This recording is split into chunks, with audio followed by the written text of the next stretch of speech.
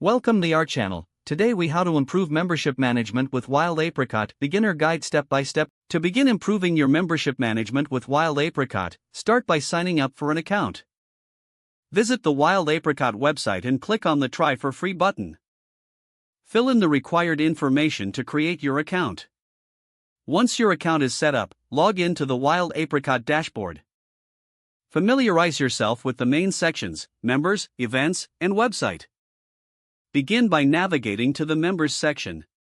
Here, you can add new members manually or import existing lists from Excel or CSV files. To create a new member record, click on the Add Member button. Fill in the member's details, including name, email, and membership type. Select the appropriate membership level that suits your organization's structure.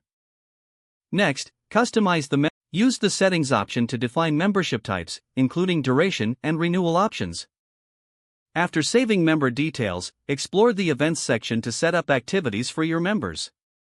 Click on Add Event to create new events and provide essential details such as the date, time, and location. In this section, you can also set event registration fees and deadlines. Promote your events by sharing links directly from Wild Apricot or embedding them in your website. Next, move on to the Website section to enhance your organization's online presence. Choose a template that aligns with your brand and customize it to your liking. Include sections for member logins, event calendars, and information about your organization. Make sure to add calls to action, encouraging visitors to join or renew their membership. Once your site is set up, review the email section to communicate effectively with members. Create email campaigns for announcements, newsletters, or event invitations using the built-in tools.